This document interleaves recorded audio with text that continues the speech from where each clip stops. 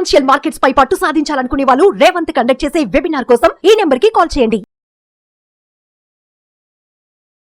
నమస్తే, welcome to Suman TV. నేను విష్ణు. ప్రస్తుతంతో పాటు QPFP qualified personal finance professional Chakravardhan గారిని వారితో మాట్లాడదాం. సార్ చక్రవర్ధన్ గారు నమస్తే. సార్ నమస్తే విష్ణు గారు. సార్ చక్రవర్ధన్ గారు, ఈ కోవిడ్ తర్వాత నుంచి ఇన్వెస్ట్మెంట్స్ బజ్ అనేది ఎక్కువ క్రియేట్ అయిపోయింది. సో కోవిడ్ తర్వాత నుంచి కూడా అందరి దగ్గర డబ్బులు కూడా ఎక్కువైపోయింది, సంపాదన ఎక్కువైపోయింది. కాబట్టి ప్రతి ఒక్కరూ ఇన్వెస్ట్మెంట్స్ చేస్తున్నారు. అయితే ఇన్వెస్ట్మెంట్స్ చేసే క్రమంలో చాలా మంది మ్యూచువల్ ఫండ్స్ లోకి వస్తున్నారు. అంటే చేతిలో డబ్బులు ఉన్నాయి కదా అని చెప్పేసి ఇన్వెస్ట్మెంట్స్ పెట్టేస్తున్నారు, రిటర్న్స్ గురించి మాట్లాడుతున్నారు. బట్ ఎవరు కూడా గోల్ ఓరియంటెడ్ గా ఎవరు ఇన్వెస్ట్మెంట్స్ చేయట్లేదు.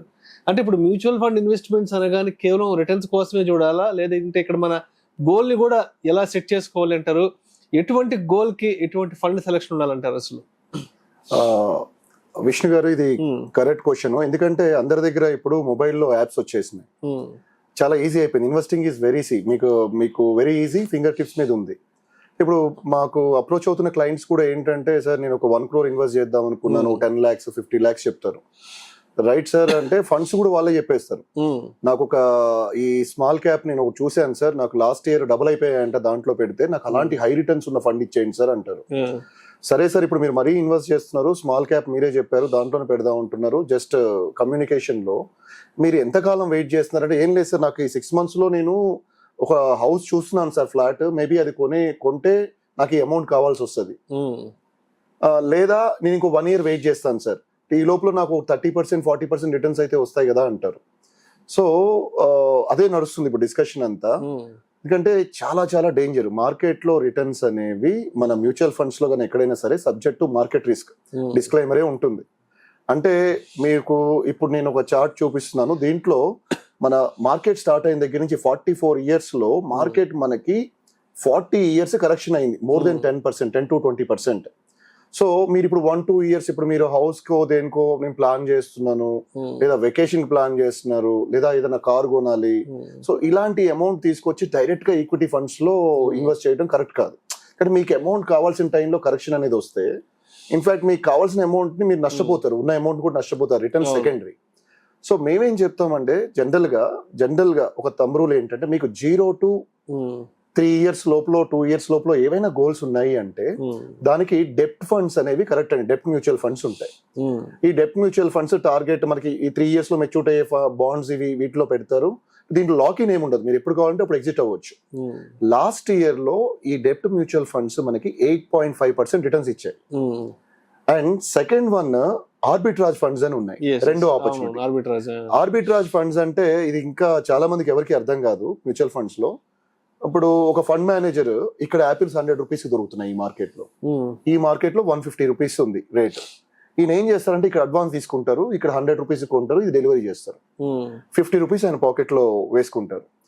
అంటే ఇక్కడ మార్జిన్స్ చాలా థిన్ ఉంటాయి, వీళ్ళంతా రిస్క్ అంతా చేయరు. ఈ థిన్ మార్జిన్ లో ఆర్బిట్రాజ్ లో మీకు లాస్ట్ ఇయర్ 8% రిటర్న్స్ వర్కౌట్ అయినాయి.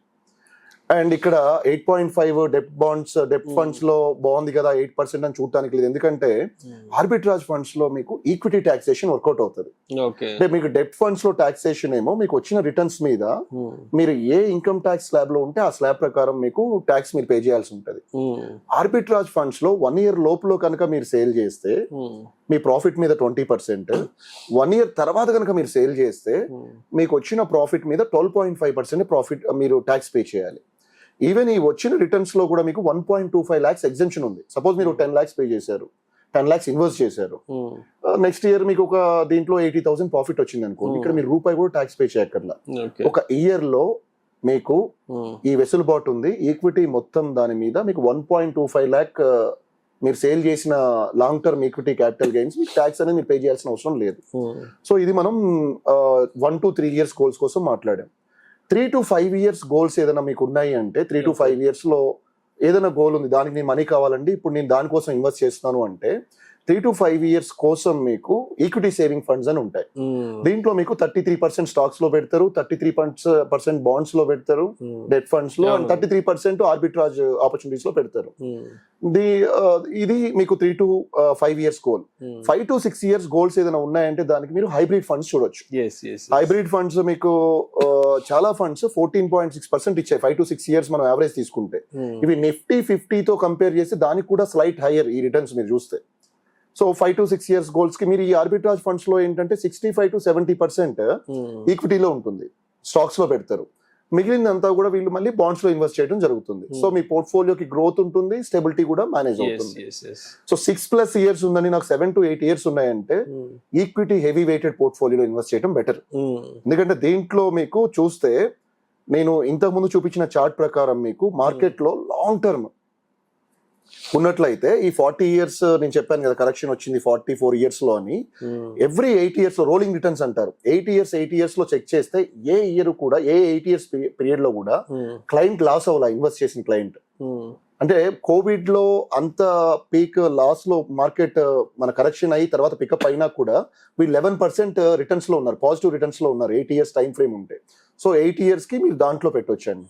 10+ టైం ఉంది, 10+ ఇయర్స్ గోల్స్ ఉన్నాయి లాంగ్ టర్మ్ అంటే దెన్ మీకు స్మాల్ క్యాప్ కొంచెం యాడ్ చేయొచ్చు, మిడ్ క్యాప్ యాడ్ చేసుకోవచ్చు మీ పోర్ట్ఫోలియోకి. ప్లస్ ఇవన్నీ ఎందుకు మీరు మల్టీ క్యాప్ ఫండ్ కూడా చూస్ చేసుకోవచ్చు. మల్టీ క్యాప్ లో కూడా మీకు 14.5% హిస్టారికల్ గా చెక్ చేస్తే రిటర్న్స్ ఉన్నాయి. సో ఈ పారామీటర్ లో based on your risk appetite మీరు ఇన్వెస్ట్ చేసుకోవచ్చు అండి. అండ్ ఇంకోటి మీకు క్యాలిక్యులేటర్ కూడా షేర్ చేస్తాను నేను. ఈ ఫస్ట్ 1 to 3 ఇయర్స్ లో ఉన్న వాళ్ళు 8.5% రిటర్న్ ఇది కాదు చూడాల్సింది.